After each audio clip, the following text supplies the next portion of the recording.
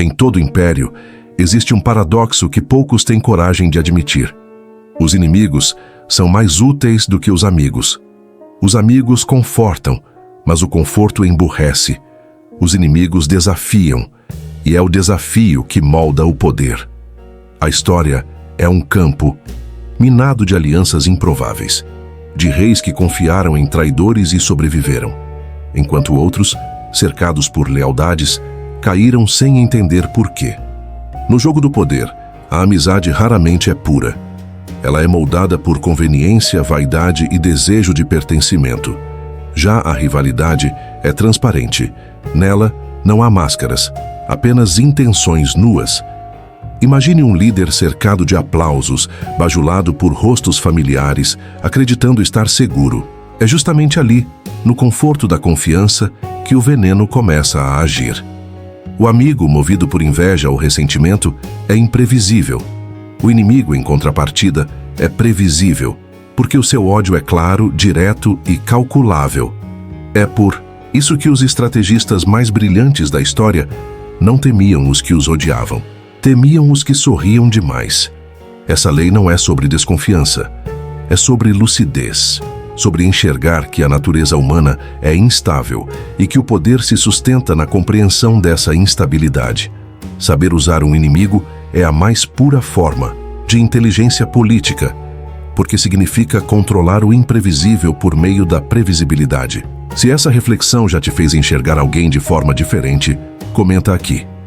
O poder começa quando a confiança termina, porque entender isso é o primeiro passo para deixar de ser jogado e começar a jogar. A confiança é o mais perigoso dos vícios humanos. Ela nasce da necessidade de segurança, mas se transforma em cegueira. Quando confiamos demais, projetamos no outro nossas intenções. Acreditamos que ele pensa como nós, sente como nós e jamais faria o que nós não faríamos. É essa ilusão que destrói impérios. A amizade, ao longo da história, se mostrou um terreno fértil para a traição, porque o vínculo afetivo anestesia o julgamento racional. Enquanto um inimigo mantém você em alerta, o amigo o faz baixar a guarda.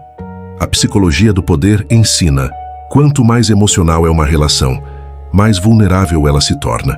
O amigo sente inveja da ascensão do outro porque se compara, porque deseja a mesma glória, mas não quer pagar o mesmo preço. A inveja nasce da proximidade, não da distância. É por isso que a traição quase nunca vem de fora. Ela vem de quem viu de perto o seu crescimento e não suportou o reflexo da própria estagnação. Enquanto isso, o inimigo é um mestre de clareza. Ele não finge, não mascara. Ele revela quem você é porque te observa sem o filtro da amizade. O inimigo é o espelho que o amigo destrói. Quando você entende isso, começa a usar o antagonismo como ferramenta. Aprende a estudar o adversário, a prever seus movimentos e a transformar o conflito em aprendizado estratégico. Se essa visão te fez pensar em alguém que já te feriu, mas também te ensinou, compartilhe esse vídeo, porque o verdadeiro poder não está em eliminar as decepções, está em dominá-las, transformando dor em leitura e fraqueza em percepção.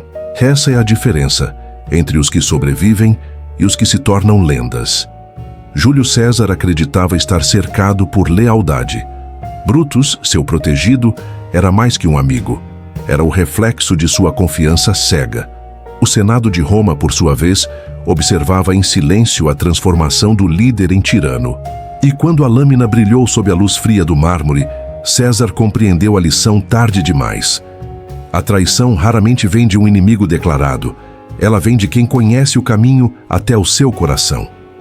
O gesto de Brutus não foi apenas político, foi emocional. A inveja disfarçada de idealismo, o ressentimento travestido de moral. César alimentou o ego de um aliado, e o ego faminto não reconhece gratidão, apenas competição. O poder cega não apenas quem o possui, mas também quem o observa de perto. E é por isso que todo líder que confia demais perde a capacidade de enxergar as sombras à sua volta. Os antigos generais sabiam: o inimigo à distância é um risco calculável. O amigo próximo é um risco invisível. Enquanto o adversário te mede por força, o amigo te mede por merecimento. E quando sente que não pode te alcançar, deseja te substituir. Essa história não pertence ao passado. Ela se repete todos os dias, em empresas, em política, em relacionamentos. César foi morto por uma confiança mal distribuída, e Brutus foi esquecido pela história porque agiu movido pelo ego, não pela razão. E você? Quem está permitindo que se aproxime demais? Se essa cena de Roma ainda se repete na sua vida, em silêncio, disfarçada de amizade, deixa um comentário dizendo: eu observo em silêncio. Porque quem aprende a ver o perigo dentro do abraço já deu o primeiro passo para nunca mais sangrar pelo mesmo punhal. Napoleão Bonaparte dominava exércitos, mas o verdadeiro campo de batalha não era o fronte, era a política. Cercado de aduladores e traidores, ele compreendeu cedo que os amigos buscavam prestígio, enquanto seus inimigos buscavam oportunidade. Foi com essa percepção que ele se aliou a Talleyrand, um homem astuto, calculista e traiçoeiro, um inimigo confesso, alguém que o detestava, mas cuja inteligência era indispensável. Napoleão entendeu algo que poucos dominam. É mais seguro negociar com quem te odeia por motivos claros do que confiar em quem te admira por razões falsas. Talleyrand representava a personificação da frieza. Sabia quando apoiar e quando trair, e Napoleão o usou como se usa uma lâmina, com precisão, mas sem apego. A relação dos dois era uma dança tensa entre o poder e a utilidade, o ódio e o respeito. E nesse equilíbrio, Napoleão moldou o império, não com amor, mas com cálculo. A história deles revela o núcleo da Lei 2. Os amigos desejam o seu sucesso até o ponto em que ele não os ameaça. Os inimigos, quando usados com inteligência, desejam o seu sucesso porque ele serve aos próprios interesses. Essa é a engrenagem do poder, a troca constante entre medo e necessidade. E é aqui que muitos caem. Buscam lealdade eterna em um jogo que só aceita alianças temporárias. O poder não é sobre confiança, é sobre conveniência. Se essa perspectiva te fez enxergar as relações humanas como um tabuleiro, deixe o like agora, porque compreender essa lei é enxergar o mundo como ele é. Um lugar onde os aliados mudam, mas o objetivo permanece: sobreviver e dominar. Durante a Segunda Guerra Mundial, dois homens que se desprezavam profundamente foram forçados a apertar as mãos. Winston Churchill e Joseph Stalin, o defensor da democracia e o ditador de ferro. Eram opostos em ideologia, temperamento e visão de mundo. Mas ambos compreenderam uma verdade brutal. Às vezes, é preciso se unir ao demônio para derrotar um mal ainda maior. A aliança entre Churchill e Stalin não foi baseada em confiança. Foi um pacto de necessidade. Churchill sabia que jamais poderia confiar em Stalin, e Stalin via em Churchill apenas um obstáculo temporário. Mas essa tensão foi o que manteve ambos alertas, produtivos e estrategicamente vivos. Enquanto os ingênuos esperavam lealdade, eles negociavam sobrevivência. O poder real não exige amizade, exige cálculo. Churchill sabia que, quando a guerra acabasse, a união se quebraria. E mesmo assim, continuou o jogo. Ele compreendia que alianças não precisam ser eternas para serem eficazes. Precisam ser oportunas. O poder é movimento, não permanência. Essa aliança improvável salvou milhões de vidas, mas também mostrou ao mundo o preço da racionalidade fria. Ela ensinou que o líder que quer vencer precisa estar disposto a negociar até com o próprio inimigo, desde que saiba quando cortar o vínculo antes que o outro o faça primeiro. O erro dos fracos é esperar lealdade em um campo onde todos buscam vantagem. Os fortes não esperam fidelidade, eles a alugam pelo tempo necessário. E se você entendeu o peso dessa lição, compartilhe este vídeo agora, porque talvez alguém próximo ainda acredite que o poder nasce do amor, quando na verdade ele sobrevive graças ao medo, à necessidade e ao equilíbrio entre os dois. No mundo moderno, a guerra não acontece mais em campos abertos. Ela se trava em reuniões, negociações, redes sociais e decisões silenciosas. O inimigo hoje veste terno, envia e-mails e aperta mãos. E é justamente por isso que a Lei 2 continua mais viva do que nunca. Em empresas, partidos e círculos de influência, a amizade é muitas vezes uma fachada, enquanto a rivalidade é o verdadeiro combustível da performance. O conflito, quando bem administrado, não destrói. Ele refina. Imagine dois profissionais competindo pela mesma posição. O amigo que deseja o seu sucesso até certo ponto e o rival que tenta superá-lo a todo custo. Qual deles realmente o torna melhor? O amigo te conforta. O inimigo te obriga a evoluir. A rivalidade, quando observada sem emoção, é a força que move o progresso. Grandes líderes sabem disso. Eles mantêm por perto quem os desafia, não quem os admira.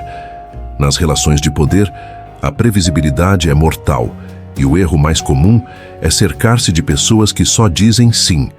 O não é o que mantém a mente afiada. O adversário, quando entendido como peça estratégica, revela falhas, desperta a atenção e impede o ego de adormecer. É o inimigo que mantém o rei acordado. Pense agora. Quem te critica, quem te desafia, quem te faz se defender, será mesmo seu inimigo? Ou é o seu espelho mais fiel? Se essa pergunta te fez refletir, inscreva-se no canal agora. Porque aqui, cada lei revela a parte do poder que o mundo moderno tenta esconder. E o que você vai aprender nas próximas pode mudar completamente a forma como você enxerga seus aliados. E principalmente, seus adversários. O inimigo tem uma função que poucos compreendem. Ele te revela. Enquanto os amigos te protegem do desconforto, o inimigo te obriga a evoluir.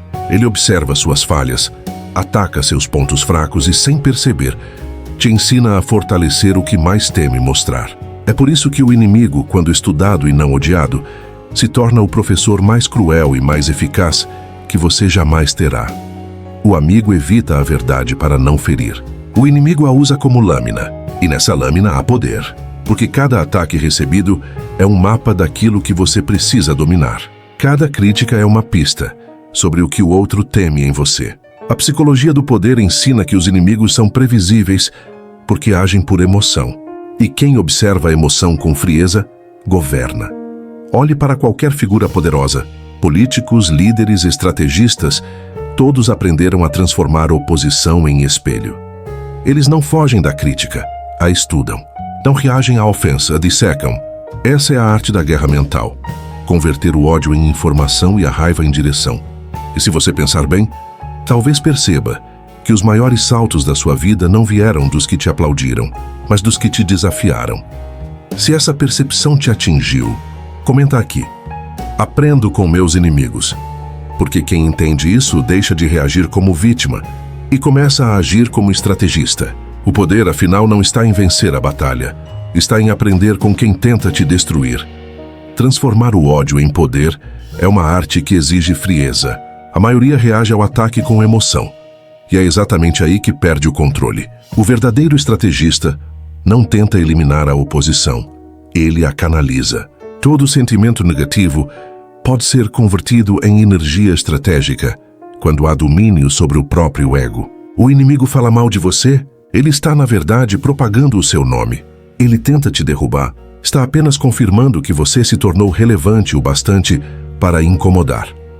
Grandes líderes entenderam que o segredo não é silenciar os inimigos, mas utilizá-los como amplificadores involuntários. Cada ataque é uma prova de que você ocupa um espaço que outros desejam. E a reação emocional é o que os poderosos evitam a qualquer custo. Porque quem reage perde o comando, e quem observa governa. A energia do antagonismo é como fogo. Queima quem o teme, aquece quem o controla. Quando você canaliza a raiva alheia para fortalecer sua imagem, o poder muda de eixo. O que antes era ameaça se torna combustível. O que era ofensa vira vitrine. É por isso que os sábios não eliminam o conflito, moldam-no. Sabem que o inimigo é uma ferramenta. E toda ferramenta nas mãos certas constrói impérios. Se essa ideia acendeu algo em você, compartilhe este vídeo agora. Porque o conhecimento só se torna poder quando é espalhado. E compreender o valor do inimigo é o primeiro passo para se tornar impossível de derrubar. No final, todo poder é construído sobre a compreensão da natureza humana. E a natureza humana é feita de conflito. A amizade é frágil porque depende da emoção. O poder é duradouro porque depende do cálculo. Quem entende isso para de buscar alianças eternas e passa a construir pontes temporárias, úteis e estratégicas. O sábio não confia, observa. Não se entrega, analisa. Não promete, negocia. Os grandes mestres da política, da guerra e da vida aprenderam que até a sombra do inimigo pode servir de abrigo. Saber usar o ódio, a oposição e o medo como instrumentos é o que diferencia o líder emocional do estrategista racional.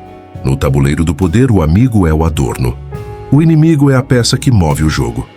Robert Greene escreveu que o poder é a arte de não depender de ninguém. E, ironicamente, é o inimigo quem te ensina essa independência. Porque ao enfrentá-lo, você descobre até onde consegue ir sem apoio, sem aplauso, sem conforto. É o confronto que revela a essência. Por isso, antes de buscar aliados, aprenda a usar seus opositores. Eles são os treinadores invisíveis da sua força. São os que, sem querer, te lapidam. E quando você entende isso, já não teme o conflito.